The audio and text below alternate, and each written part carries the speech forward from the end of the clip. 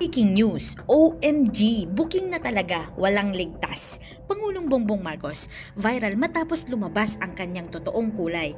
Paano ba naman kasi mga kababayan, mismong mga tao na ang nagsalita kung ano talaga ang kanilang gustong sabihin sa ating Pangulong BBM? Hindi lang yan mga kababayan, dahil tila bang may pasabog na malala ang ating PBBM na mga proyektong tiyak na magpapabago sa araw-araw na buhay ng bawat Pilipino.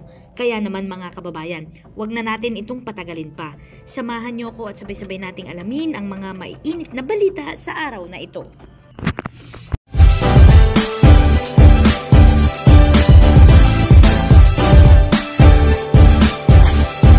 Very good news mga kababayan dahil tiniyak ni Pangulong Ferdinand R. Marcos Jr. sa mga Bicolano ang mga walang harang na serbisyo at mga proyektong pang-infrastruktura ng pamahalaan na idinisenyo upang iangat ang kanilang mga buhay. Ito ay matapos mangako si Pangulong Marcos sa pamamahagi ng mga titulo ng lupa, serbisyong suporta at tulong pinansyal sa mga magsasaka at mangingisda sa Bicol Region kahapon. Ang espesyal na okasyon ay dinaluhan ng libo-libong Bicolano na sabik na makatanggap ng mga tulong ng gobyerno. Kabilang sa mga proyektong infrastruktura na tinukoy ni Pangulong Bongbong Marcos sa Bicolandia ay ang Camarines Sur Expressway, Pasacao-Balatan Tourism Coastal Road at ang New Naga Airport Development Project. Lahat sila ay inaasahang magbigay ng mga magagandang sistema ng transportasyon at mapabuti ang ekonomiya ng Bicol. Idinagdag pa dito ni Pangulong Bongbong Marcos ang kadiwa ng Pangulo at pambansang pabahay para sa lahat ng Pilipino, ang 4PH Housing Project sa Camarines Sur na sinimulan na nung nakaraang taon. Aniya, natapos ang administrasyon ang 8 farm-to-market roads na may kabuuang 8.32 kilometers at nagkakahalaga ito ng 193 million pesos. Siyang farm-to-market roads project ang mga nasa pipeline na may kabuuang 30 kilometers at nagkakahalaga naman ito ng 675 million pesos. Ipinag-utos din ni Pangulong BBM sa Department of Public Works and Highways na agad natapusin ang iba pang mga proyektong pang-infrastruktura tulad ng mga flood control facilities sa Bicol River upang maiwasan ang pagbaha sa gitna ng pagpasok ng La Nina ngayong taon. Ikinalulugod kong makasama ang ating mga kababayan sa Bicol upang ipagkaloob ng personal ang mga titulo ng lupa at iba pang tulong para mapaunlad ang inyong pamumuhay at ang ekonomiya ng inyong rehiyon. Kung may makakilala na, sa tuwing babalik ako dito, ramdam ko ang mapakainit na pagtanggap ninyo sa akin, mga manoy at mga manay.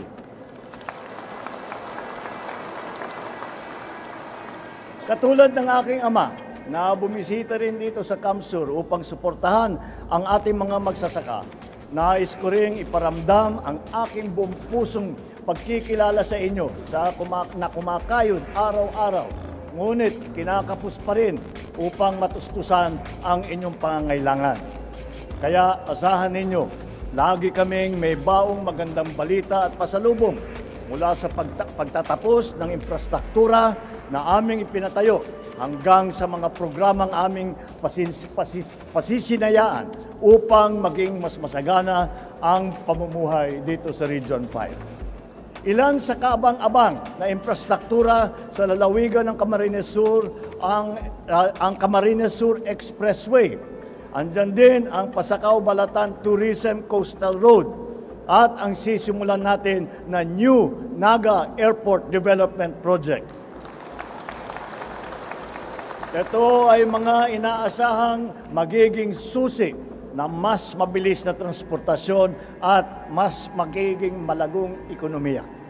Bukod po rito, nailunsad namin noong nakaraang taon ang kadiwa ng Pangulo at pambansang pabahay para sa Pilipino o yung tinatawag na 4PH Housing Project dito sa Camarines Sur. Namahagi rin kami ng mga harvester, transplanter, pataba, at abono ng lupa, pati na rin ang mga financial at livelihood assistance. Ito ang mga naging hakbang ng ating administrasyon upang maisulong ang mas maginhawa at mas maunlad na kabuhayan para sa ating mga magsasaka, mangingisda at ang inyong mga pamilya. Ngunit, hindi po rito nagtatapos ang ipapagkaloob namin tulong sa inyo. Dahil sa araw na ito, ilalapit namin muli sa lahat ang serbisyo ng gobyerno. Sa pangunguna ng Department of Agrarian Reform, maghahandog tayo ng mahigit 2,001 titulo ng lupa na tinatayag 2,000 Agrarian Reform beneficiary dito po sa Bicol Region. Sa kabuuan po, sa buong Pilipinas, nakapagbigay na po tayo ng halos 30,000 Certificate of Land Ownership Award, ang CLOA, at kasama, yung iba naman ay e-title, electronic title, na halos 30,000 agrarian reform beneficiary sa buong bansa mula Enero hanggang Mayo ng taong ito. Meron pa pong 36,000 CLOA at e-title na ipapamigay natin sa lagpas na 30,000 agrarian reform beneficiary bago matapos ang taon na ito. Magsisilbing tulay ang Certificate of Land Ownership Award at ang mga e-title na ito tungo sa mas marami pang oportunidad. Nang sa gayon ay magiging matagumpay ang mga na tinaharap ninyo sa pagsubok sa buhay at matupad ang inyong mga pangarap. Sa tulong ng programang ito at sa bisa ng Republic Act 11953 na ating nilagdaan, hindi na ninyo kailanganing magbayad ng taunang amortisasyon sa lupang inyong natanggap mula sa pamahalaan. Sa halip, tutulungan pa namin kayo na gawing mas produktibo at malusog ang inyong mga lupa at tunay na dekalidad ang inyong mga ani. Alam niyo po, ang agrarian reform na programa ay ang lagi nating nakikita ang pagbibigay ng titulo. Hindi talaga totoo naman at yan ang pinakamahalaga. Ngunit, ang kasama po sa batas ng agrarian reform ay meron ding suporta sa pamamagitan ng mga makinarya, sa pamamagitan ng mga ayuda, sa pamamagitan ng technical support na dadalhin ng agrarian reform para talagang mas maganda ang ani na makikita ng ating mga magsasaka at mas maganda ang huli ng ating mga ngisda.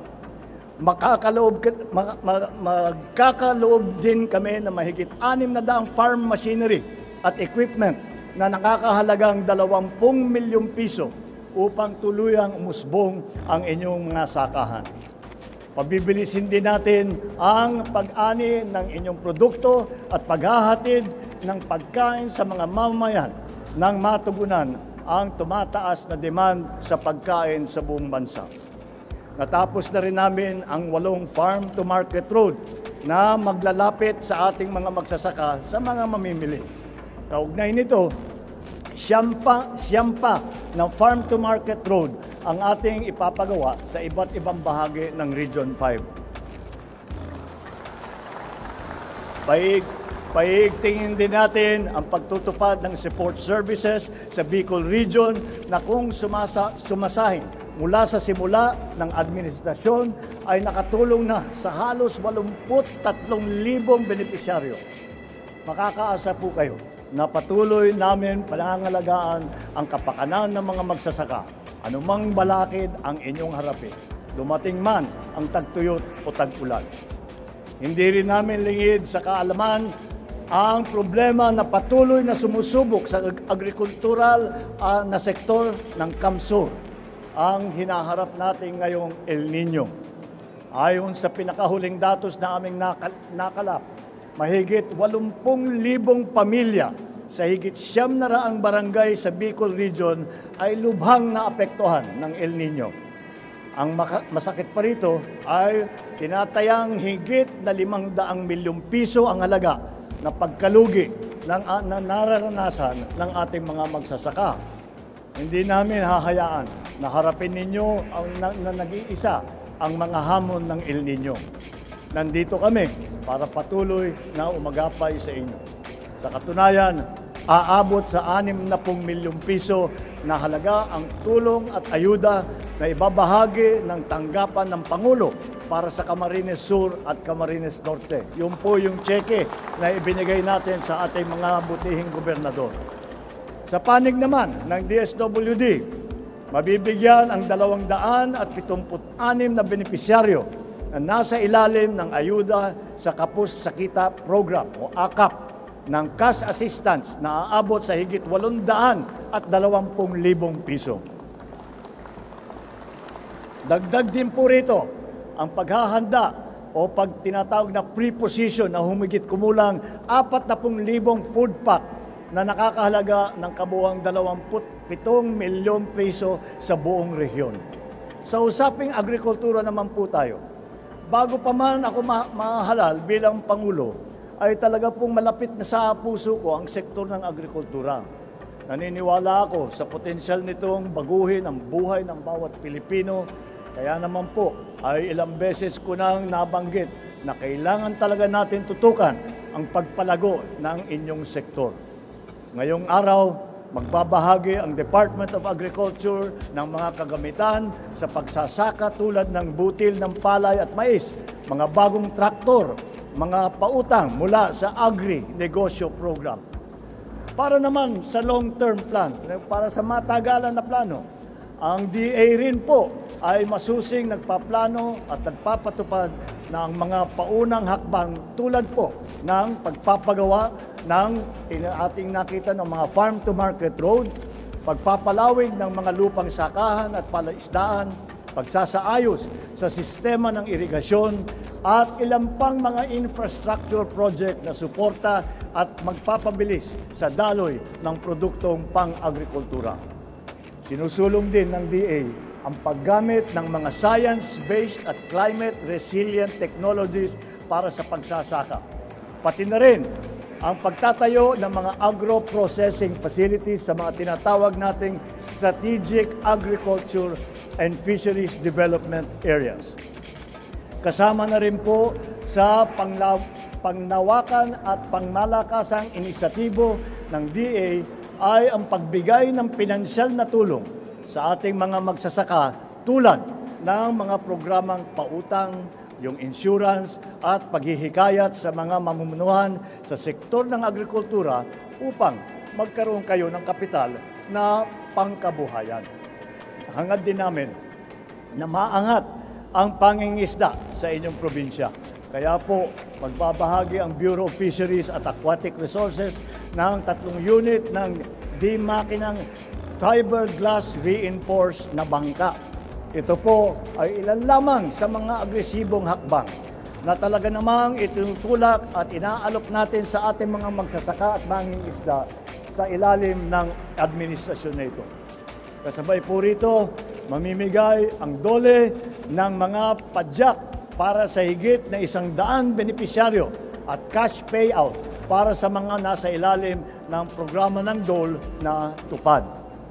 Makikita ninyo naman na siksik, liglig at nag-uumapaw ang aming tulong upang kayo'y makabangon mula sa pagsubok na kinakaharap ninyo ngayon. Dalangin po namin na payabungin ninyo ang mga natanggap ninyong biyaya ngayong araw. Inaanyayahan ko kayo na makipagtulungan sa iba't ibang ahensya ng pamahalaan upang magamit ninyo ng wasto ang mga lupain at matutunan ninyo ang mga makabagong pamamaraan na magpapadali sa inyong hanapbuhay. Sa mga nakatanggap ng presidential assistance, gamitin ninyo ito upang mas mapalawig pa ang inyong mga sakahan, palaisdaan at ang mga negosyo. Huwag kayong mahihiyang lumapit sa amin sa oras ng pangangailangan, lalong-lalo na kung ito ay makakatulong at makakabuti sa inyong mga kalagayan. Tinatawagan ko naman ngayon ang DA at saka DAR na pagpatuloy ang pamamahagi ng lupa at mahalagang serbisyo sa mga magsasaka sa iba't ibang sulok ng bansa, lalo na sa mga lubos na naapektuhan ng tagtuyot. Naway maging masinop at masigasig din ang DPWH sa pagsunod sa ating plano nang sa gayon ay matapos ang mga infrastruktura sa lalong madaling panahon. Sikapin po ninyong tapusin agad ang natitirang flood control project sa Bicol River para maibsan ang pagbaha ng posibleng idudulot naman ng mukhang susunod na La Niña. Pahalagaan namin ang tiwalang ipinagkaloob ng mga magsasaka at mangingisda sa pamamagitan ng pagbigay ng suporta na sa kanilang kabuhayan at pananatili sa integridad ng ating lupa at iba pang yaman ng kalikasan. Sa ating pagbubuklod ngayong araw, umaasa akong patuloy tayong makakapagbigay ng lakas sa isa't isa na maisulong natin ang mas maunlad, maliwanag at masaganang bukas para sa bawat Pilipino. Maraming salamat, Diyos mabalos. Sabi ko po kay BBM, maraming salamat po kasi maraming Pilipino ang natutulungan niya sa mga ganitong programa sa pagbigay ng dagdag kabuhayan na tulad ng PADJAK. Maraming salamat po. Siguro sa ngayon kasi nasasabi nilang wala silang nararamdaman ng tulong, baka hindi pa sila inaabot. Kasi siyempre sa sobra din daming natutulungan ni BBM, baka may mga lugar na lang na hindi pa nanaabot ng kanyang mga tauhan para mapaabot yung mga tulong na dapat sa kanila rin. Malaking tulong rin po ito kasi unang-una sa dagdag na income, malaking tulong din po to sa pagdagdag ng hanap buhay namin, pamilya. Nagpapasalamat po kami kay Mr. President Ferdinand Marcos kasi po malaking tulong po na nabigyan po kami ng mga palay, seeds at saka fertilizer po. Malaking tulong po ito kasi nakakatipid kami sa pambili ng abono, palay. Nagpapasalamat po kami sir dahil saro kami sa napili na tawag kanin, napakaswerte na natawan po kaning anong tawag nito, howler para po sa organisasyon mi para makaipon